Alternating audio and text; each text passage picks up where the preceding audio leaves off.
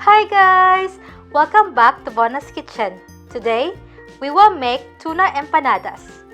Empanadas are type of baked or fried turnover consisting of pastry and filling. It is common in Southern Europe, Latin America, and the Philippines. Let's get baking!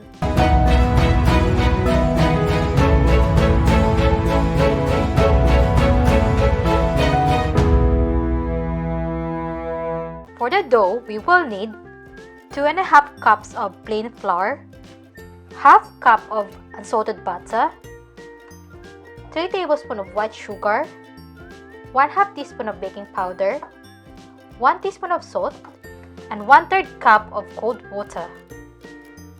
For the filling, we will need 1 cup of grated cheddar cheese, 3 cans of tuna, cooking oil, 1 medium onion, carrot, and potatoes diced, 5 cloves of garlic, half cup of green peas, half teaspoon of paprika, all-purpose seasoning to taste, salt and pepper to taste.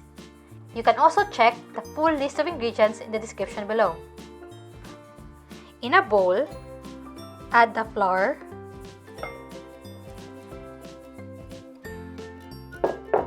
baking soda, salt, and mix them together.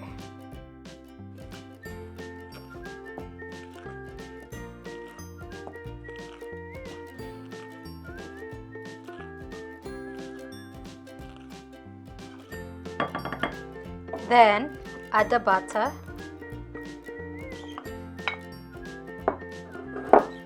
and using a pastry cutter, cut the butter into the flour.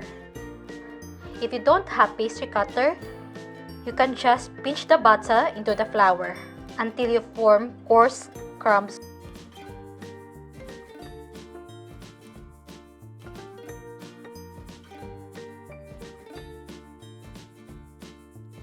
After cutting the butter into the flour, add the sugar, mix them together,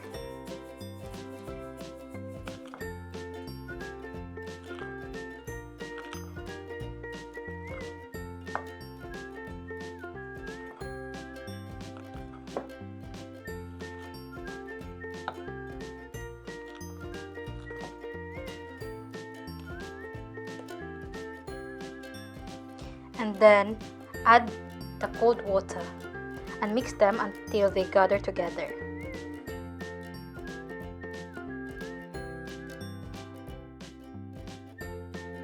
If your dough is too dry, just add more water, a tablespoon at a time. Make sure you just add enough water.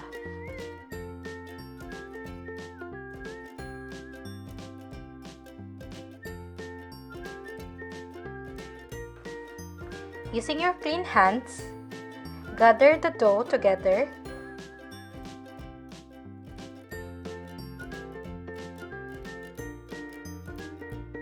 Now, we will wrap the dough with a cling film,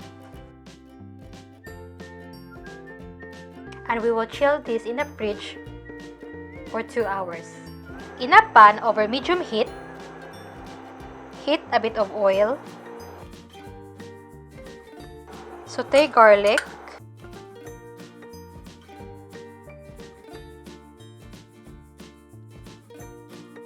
and onions.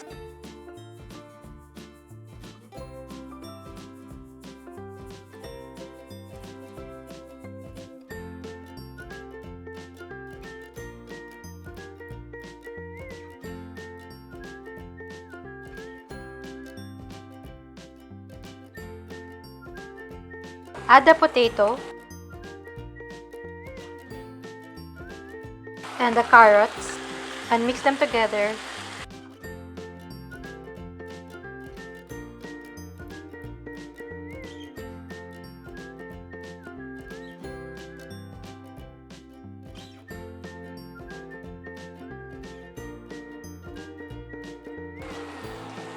Add a bit of all-purpose seasoning. It depends on your taste. Then paprika,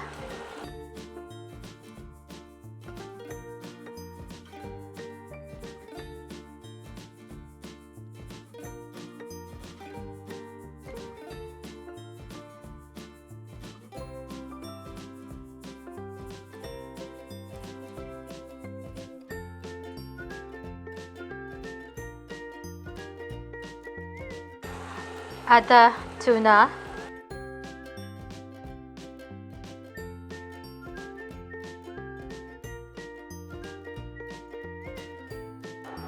Add in the peas.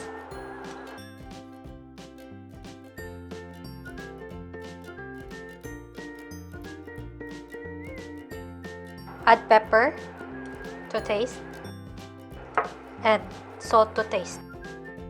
Cook until the vegetables are all tender. Once this is cooked, set this aside to cool. Don't forget to preheat your oven to 190 degrees Celsius. After chilling the dough in the fridge for 2 hours, divide the dough into 12 pieces. Gonna cut it in half.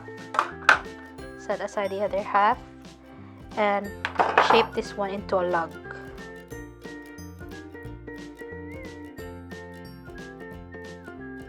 And cut this into 6 slices.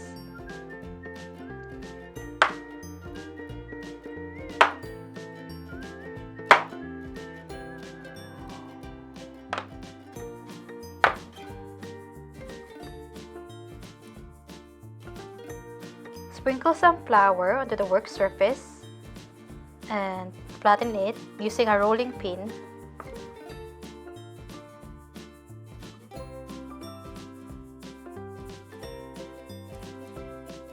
Put a tablespoon of the tuna filling on top of the dough, or you can add some more.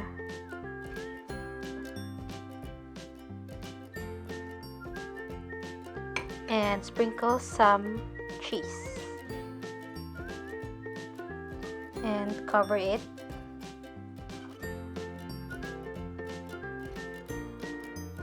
Pinch the edge and close it.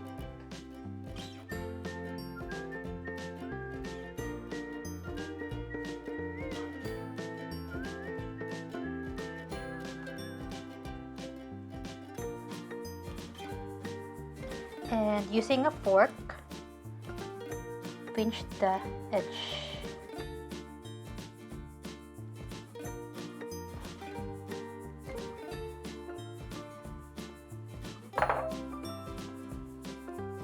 Then arrange it into a baking tray lined with parchment paper.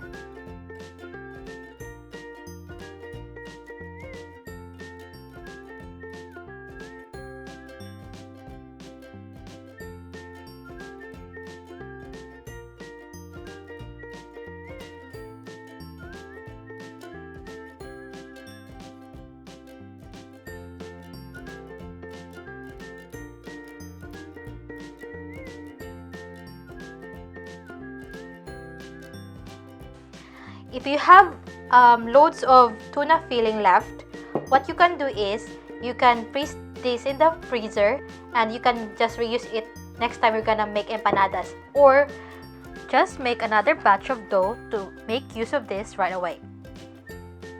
Now, we're going to brush the top of the empanadas with egg wash. Just beat 1 egg. By the way, if you don't want to bake this right away, you can just wrap it with cling film and put it in the fridge. And if you want to freeze them, just put it in the freezer, wrapped with cling film as well. Then, after brushing it with egg wash, bake this in the oven for about 25 to 30 minutes or until the top is golden brown. And here's our finished product! This empanada is really good. I hope you give this a try. This is what it looks like inside. If you like this recipe, don't forget to hit the like, subscribe, and hit the bell. Thank you for watching and see you in the next video. Bye!